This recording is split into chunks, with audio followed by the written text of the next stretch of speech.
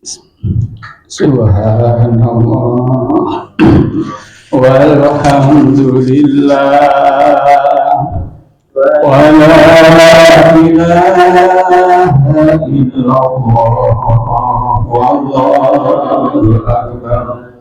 Subhanallah walhamdulillah wa la ilaha illallah wallahu akbar. Subhanallah walhamdulillah wa la ilaha illallah wallahu akbar. Assalamualaikum warahmatullahi wabarakatuh. Liridhillah wa li syafa'ati Rasulillah sallallahu alaihi wasallam wa ala kulli niyatin shalihah. Al-Fatihah. A'udzu billahi minasy syaithanir rajim. Bismillahirrahmanirrahim. Alhamdulillahi rabbil alamin. Ar-Rahmanir Rahim. Maliki yaumiddin.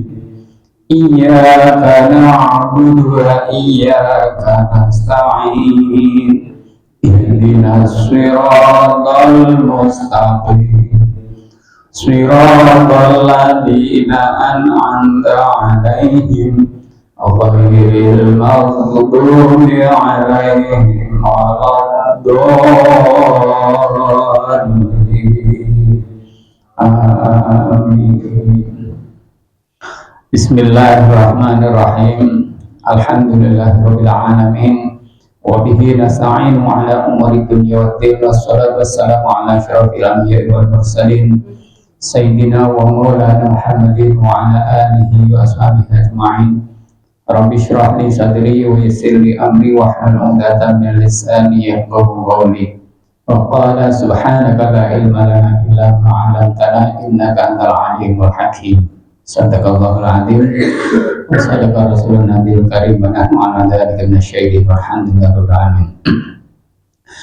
Bapak Ibu yang dirahmati Allah Subhanahu wa taala, puji syukur alhamdulillah kita panjatkan kepada Allah Subhanahu wa taala karena pada sore hari ini kita masih bersama-sama menunaikan kewajiban kita, yakni melaksanakan puasa di bulan Ramadan tahun 1446 hari yang ke-14. 14. Mudah-mudahan Allah memberikan kekuatan kepada kita sehingga kita bisa merampungkan puasa tahun ini. Salawat beserta salam telah kita sampaikan pada junjungan kita Nabi Muhammad sallallahu alaihi wasallam. Mudah-mudahan kita semuanya termasuk orang-orang yang akan mendapatkan syafaatul uzma. Amin. Bapak Ibu yang dirahmati Allah, untuk kajian pada kesempatan kali ini sebenarnya kemarin kita bahas tentang jihad, namun jihad kayaknya ngeri kalau saya lanjutkan, ngeri ya. Nah, ini saya ambil aja yang biasa terjadi di tengah-tengah masyarakat ya. Karena nanti kalau saya melanjutkan yang jihad itu, kalau menurut Imam Syafi'i keras banget ya. Jadi ada tahun harus dibunuh, nah kayak gitu. Nanti ada pembunuhan, setiap orang kafir dibunuh gitu. Nah itu nanti kalau sas perang aja kita ada pemimpin yang bisa memimpin, ya, ada komando, ada panglimanya, nanti komandonya seperti apa kalau memang perang terjadi. Tapi saat ini kita bahas tentang sumpah ya, karena di tengah-tengah masyarakat itu orang gampang melakukan sumpah, yakin, sumpah, sumprit, nah, kayak gitu, dengan berbagai macam gaya bahasa mungkin ya wallahi billahi. Nah ini padahal sumpah itu tidak boleh dibuat main-main gitu loh, karena menyangkut nama Allah Subhanahu wa taala. Nah, Bapak Ibu yang dirahmati Allah, di bab ini nanti ada dua bagian. Yang pertama tentang jenis sumpah dan hukum-hukumnya. Yang kedua tentang hal-hal yang mendorong pada sumpah dan hukum-hukumnya. Jadi nanti jenis ini sumpah apa, hukumnya seperti apa. Terus hal-hal kok sampai dia harus bersumpah, apa sih yang menyebabkan dia harus seseorang harus melakukan sumpah kayak gitu. Bagian pertama terdiri 3 bahasan. Nanti yang pertama tentang sumpah yang boleh dan bedanya dengan sumpah lainnya. Ya, boleh itu kita bersumpah, memang diperbolehkan. Yang kedua tentang sumpah secara bahasa dan sumpah yang dianggap sah. Yang ketiga tentang sumpah yang mengakibatkan membayar kafarat dan yang tidak jadi kafarat. Orang melanggar sumpah itu harus ada kafaratnya atau tidak. Orang harus membayar kafarat itu sumpah yang seperti apa kayak gitu. Nanti kita bahas bersama-sama. Cuman mungkin kita keterbatasan waktu mungkin belum sampai sana nanti. Bismillahirrahmanirrahim. Yang pertama tentang sumpah dan hukum-hukumnya. Sumpah yang boleh dan sumpah yang dilarang. Sumpah itu ada yang diperbolehkan dan sumpah ada yang dilarang. Mayoritas ulama sepakat bahwa menurut syariat sebagian sesuatu ada yang boleh diucapkan menjadi sumpah dan sebagian ada yang dilarang diucapkan menjadi sumpah. Maksudnya gimana? Sesuatu itu mungkin sumpah, kalau orang-orang Arab mengatakan gampang sekali untuk meyakinkan wallahi, billahi kayak gitu. Kalau seperti itu dianggap hal yang wajar. Tapi kalau yang benar bersumpah Allahu Rabbul Ka'bah, Allahu Rabbul Ka'bah, demi Allah Tuhan yang menguasai Ka'bah kayak gitu. Allah Rabbus Samawati wal Ardh, kayak gitu. Jadi menguat sekali. Mereka para ulama berbeda pendapat tentang sesuatu yang memiliki ciri tersebut. Kata sebagian ulama yang lain, dalam pandangan syariat sesungguhnya sumpah yang diperbolehkan ialah sumpah dengan menyebut Allah. Ya, Bapak Ibu, sumpah itu kalau dalam bahasa Arab namanya qasam. Ya, ada huruf untuk bersumpah. Ya, huruf untuk qasam itu ada wawu, ada ba, ada ta. Wallahi, billahi, tawahi. Nah itu jadi kalau pakai bahasa Arab ya, tapi kalau bahasa Indonesia demi Allah saya bersumpah. Nah tapi ya kayak gitu, sumpahnya sumpah apa dulu. Kalau sumpah pejabat sekarang ya kayak gitulah ya. Ya sekarang marah ya korupsi kayak gitu. Mereka sebelum diangkat jadi pejabat ya disumpah gitu ya, sesuai dengan keyakinan masing-masing atas kitab ya, kitab sesuai dengan keyakinan masing-masing. Jadi orang yang bersumpah dengan menyebut selain Allah ia durhaka ya. Pak, di dalam Al-Quran kok ada wal asri, ada wal duha. Nah itu kan Allah sendiri yang bersumpah, bukan manusia. Kalau manusia saya bersumpah wal asri, tidak bisa, tidak bisa. Wal duha, wal fajri, wasama iwat tori. Manusia bersumpah kok wasama iwat tori, tidak bisa, ya. Ya manusia sumpahnya ya demi Allah. Kalau bahasa Indonesia, wallahi, billahi, Allahi, kayak gitu. Dan kata sebagian yang lain boleh bersumpah dengan menyebut kalimat-kalimat yang mengagungkan Allah, ya. Tapi ada pendapat lain mengatakan tetap ada kaitannya dengan Allah, tidak boleh dengan menyebut sesuatu, tapi di situ tidak menyertakan tentang keagungan Allah Subhanahu Wa Taala. Ya, tetap Allah itu diikut sertakan dalam sumpah-sumpah tersebut. Ulama-ulama yang sumpah yang diperbolehkan ialah sumpah dengan menyebut Allah. Mereka ini ulama ini sepakat, ya, boleh bersumpah dengan menyebut nama-namanya. Ya, nama Allah itu kan ada berapa? Ada 99 nama. Ya, itu boleh disebut. Kalau mau sumpah memakai kayak gitu. Mungkin demi Al-Jabbar, ya, demi Al-Qahar, gitu. Ya, gitu. Boleh, karena seperti itu.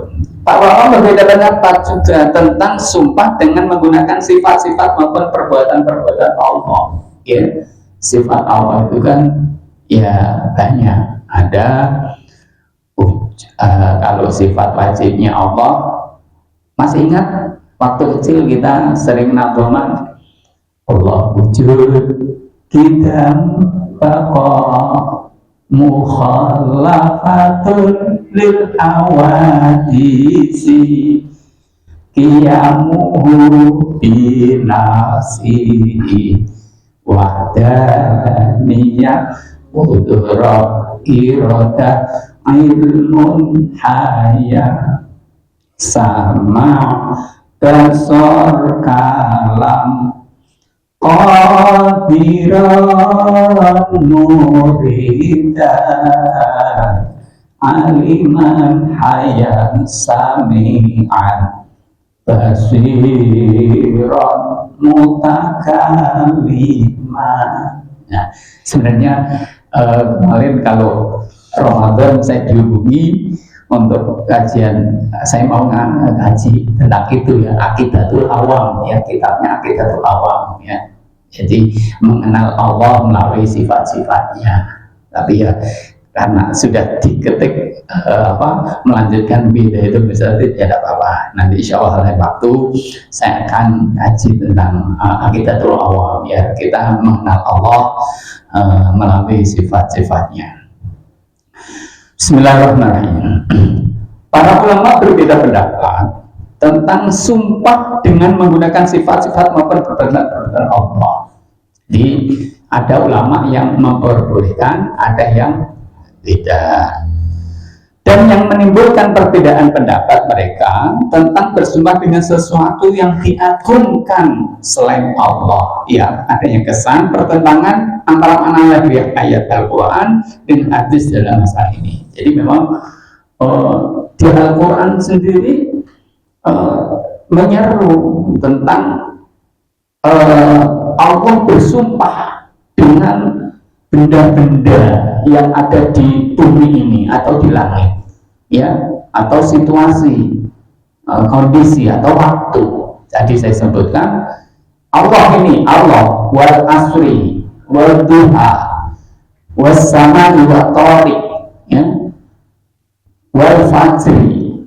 Itu maksudnya adalah demi yang menguasai waktu, demi yang memiliki waktu, demi yang mengatur waktu, ya, itu sumpahnya, itu wassamai wa tariq, kayak gitu juga, atau wan najmi hawa.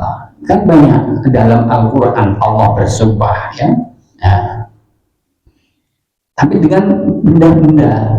Maksudnya adalah dengan zat yang menguasai hal tersebut, menguasai bumi dan langit, kayak gitu. Ya, berarti siapa yang dimaksud adalah Allah Subhanahu wa Ta'ala. Maka di sini sumpah adalah harus menyertakan Allah Subhanahu wa Ta'ala. Sementara disebutkan dalam hadis bahwa sesungguhnya Rasulullah SAW bersabda, Innallaha yanhakum an tahlifu bi abaikum wa man kana halifan falyahlif billahi aw liyasmut. Sesungguhnya Allah melarang kalian bersumpah dengan nenek moyang kalian, demi bapak, demi mbahku, demi buyutku. Ya, itu tidak boleh. Ini kata Rasulullah. Barang siapa yang bersumpah adalah yang bersumpah dengan melafalkan Allah, atau hendaklah ia diam saja ya, daripada sumpahnya sia-sia, ya tidak ada manfaatnya, ya lebih baik diam ya. Sumpah itu kan untuk meyakinkan seseorang atau orang banyak tentang apa yang dia lakukan, tentang apa yang diperbuat, tentang janji-janjinya. Ya, itulah sumpah. Maka saya bersumpah. Biasanya kalau orang Islam sumpah dengan Allah, kemudian sambil pegang kitab syiar Al-Quran kayak gitu. Dan ulama-ulama yang mengkompromikan antara hadis dan ayat tadi dengan menganggap bahwa ada kalimat sebelumnya yang dibuang dalam ayat tersebut, kalau dimunculkan berbunyi demi Tuhan langit wasamai, demi Tuhan langit, waduha, demi Tuhan waktu duha, waktu pagi, wal asri, demi Tuhan waktu asar, demi Tuhan yang menguasai, yang mengatur waktu. Jadi di situ ada secara sir ya yang disembunyikan ya. Tapi maksudnya adalah ya tetap mencantumkan Allah Subhanahu wa Ta'ala, demi Tuhan bintang-bintang. Maksudnya adalah demi Tuhan yang memiliki bintang-bintang itu. Maka para ulama mengatakan bahwa sumpah yang diperbolehkan hanya sumpah dengan nama Allah saja. Ulama-ulama yang mengkompromikan al-hadis dan ayat tersebut dengan pengertian bahwa yang dimaksud oleh hadis tersebut ialah larangan mengagungkan sesuatu dilarang oleh syariat berdasarkan sabda Nabi Shallallahu Alaihi Wasallam hadis tadi dan hadis tadi ya.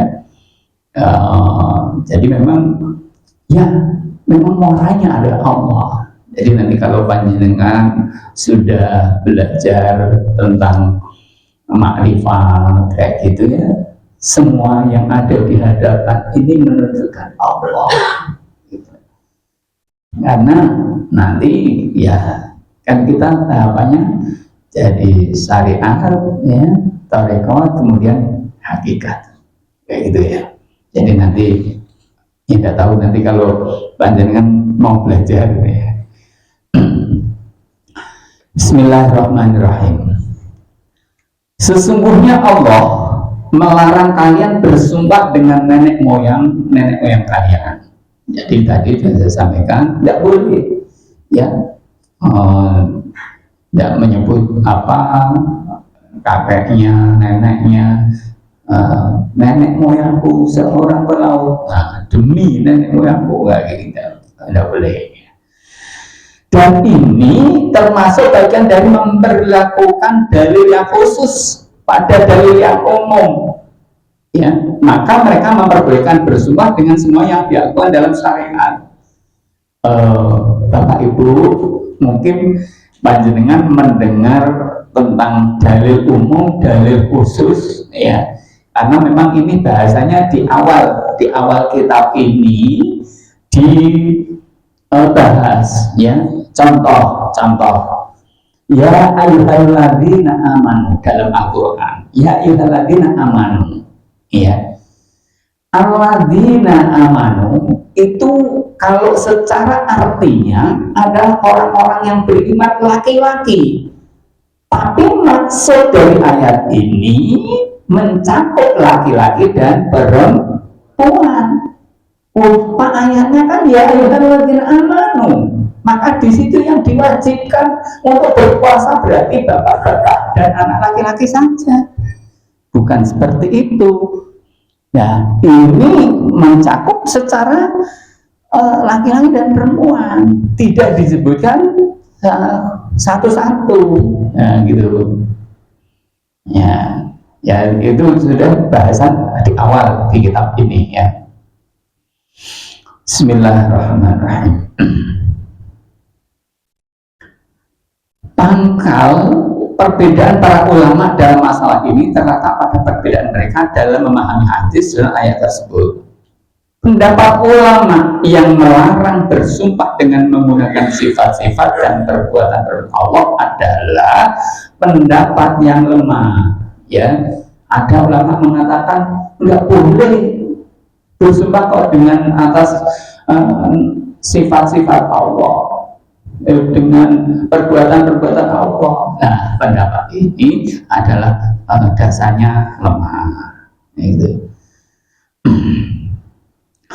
Dan pangkal perbedaan pendapat mereka ialah apakah larangan tersebut hanya didasarkan pada yang disebutkan dalam hadis tadi saja, atau mencakup sifat-sifat dan perbuatan-perbuatan.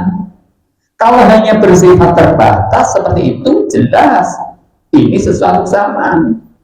Pendapat ini mirip dengan pendapat ulama dari mazhab Zahiri, meskipun pendapat ini juga muncul dalam mazhab Hanafi sebagaimana yang dikemukakan oleh Muhammad bin Al-Bawas. Ada pendapat sangat kontroversial dari sebagian ulama yang melarang bersumpah dengan menyebut nama Allah yang maha mulia lagi maha agung. Jadi ditambah-tambahi yang maha mulia, yang maha agung, ya kayak gitu. Dunia, ya itu sah-sah saja, gitu. Itu kan bersifat, itu bersumpah atas sifat-sifat Allah.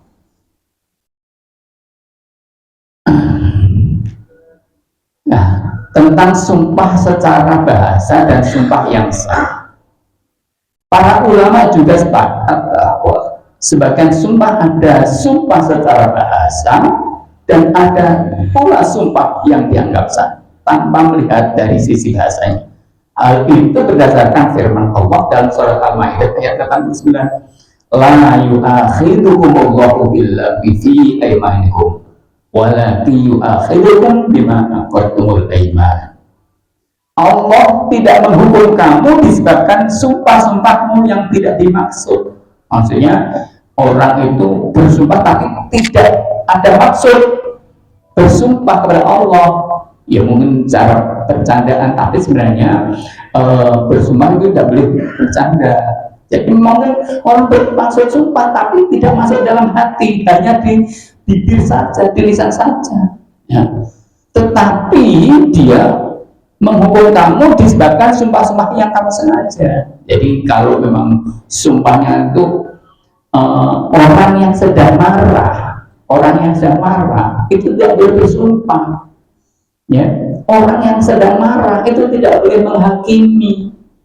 Orang yang sedang emosi, ya itu ya tidak, apa yang diucapkan jangan dianggap sebagai landasan atau dasar hukum. Ya, orang marah itu biasanya karena emosi terbawa oleh setan, ya gitu. Maka ada kiat-kiat dari Rasulullah ketika sedang marah, karena mungkin saat dia berdiri silakan duduk, kalau sedang kondisi duduk silakan berdiri, ambil wudhu dan sebagainya, ada. Ya. Para ulama berbeda pendapat tentang apa itu sumpah secara bahasa. Menurut Imam Malik dan Imam Abu Hanifah, yaitu bersumpah atas sesuatu yang dikira yakin terjadi, padahal yang terjadi justru sebaliknya. Jadi sumpah besok itu terjadi gempa bumi, kayak gitu. Ya ini kan banyak ya prediksi ya. Ya kalau ada prediksi itu ada maaf yang biasa terjadi kan ramalan perakiraan cuaca BMKG, ya boleh percaya boleh tidak, tapi tidak boleh sepenuhnya ya. Nah tadi kemarin prediksinya hujan, ya enggak hujan itu sekarang terinci hujan jam sekian, nah, ternyata mundur nanti malam kayak gitu ya. Kalau dipercaya 100% jangan ya, karena walaupun mereka ada ilmunya, ya, seperti tadi menjelang Jumatan saya di Nyono itu jam 10:30 udah sujud terus, tapi sampai sini masih kering gitu kan. Ya memang dia perkiraan cuaca hujan, tapi dari mana dulu kayak gitu lah. Bismillahirrahmanirrahim. Menurut Imam Syafi'i, ya kita imamnya lagi, yaitu sumpah yang tidak disertai niat untuk bersumpah. Jadi kalau ini sumpah tapi tidak ada niat dalam hati, ya itu tidak termasuk kategori sumpah. Contohnya seperti demi Allah yang lazim diucapkan secara lisan oleh seseorang di tengah-tengah pembicaraan dengan orang lain tanpa adanya dalam hati. Ya ini ya hanya untuk meyakinkan saja, tapi bukan berarti itu merupakan bentuk sumpah kayak gitu ya.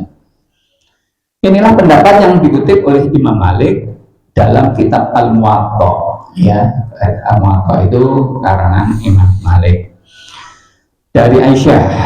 Sementara pendapat yang pertama dikutip dari Al-Hasan bin Abu Al-Hasan Qatadah, Mujahid dan Ibrahim An-Nakhai. Selain itu ada pendapat ketiga tentang sumpah yang tidak dianggap sumpah, yakni seseorang bersumpah dalam keadaan sedang marah. Ini tadi saya sampaikan, orang marah sumpahnya tidak sah gitu. Bismillahirrahmanirrahim. Ini tadi pendapat Ismail Al-Qadhi, salah seorang murid Imam Malik. Ada lagi pendapat keempat tentang sumpah yang tidak dianggap sumpah, yakni bersumpah untuk melakukan perbuatan durhaka. Perbuatan durhaka itu apa? Ya, durhaka kepada Allah Subhanahu wa taala. Saya bersumpah besok itu saya tidak puasa. Nah, ini tidak dianggap sumpah, tidak boleh. Pendapat ini dimulai dari Ibnu Abbas. Dan ada pula pendapat kelima tentang sumpah yang tidak dianggap sumpah, yakni sumpah seseorang untuk tidak memakan makanan yang diperbolehkan oleh syariat. Ya, sumpah aku seseorang makan menduan, sumpah aku seseorang makan pisang nek, tidak boleh ya. Ada dianggap sumpah itu. Ya, maka kita harus tahu. Ya, memang di masyarakat, karena nggak tahu tadi, nggak tahu ya. Sumber perbedaan pendapat ini yang tadi karena kata lagho memiliki makna ganda. Kata lagho terkadang di atas sebagai ucapan yang batil atau kacau balau, dianggap baik orang-orang maknane ngigo ya, sumpah-sumpah yang tidak ada manfaatnya. Maksud ya mungkin orang punya sakit penyakit kolesterol, terus dia bersumpah, saya bersumpah tidak akan makan sate lagi, gitu kan?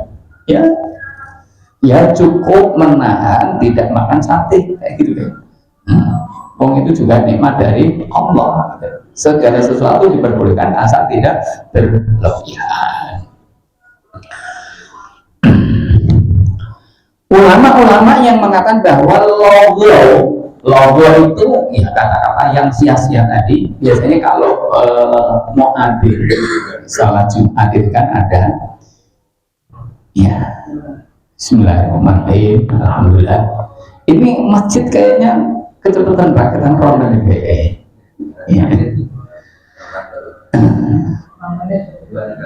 5 menit ya. Yang logo lagi sebentar, ini saya tinggal 3 baris. Sumpah yang diucapkan dengan dipaksa atau sumpah yang menurut syarat tidak ada artinya. Dengan dipaksa untuk bersumpah dalam ancaman, ini tidak termasuk dianggap sumpah, tidak berlaku dalam syariat Islam. Termasuk dengan dipaksa untuk menceraikan istri, ya itu juga ada, karena ada paksaan terpaksa. Jadi memang Bapak Ibu kita harus hati-hati dalam bersumpah ini. Nanti kita akan bahas tentang sumpah-sumpah seperti apa yang mengakibatkan itu ada dendanya, harus membayar kafarah dan sebagainya. Ya, karena waktunya sudah maghrib, kita tutup dengan doa hormat dan doa berbuka puasa.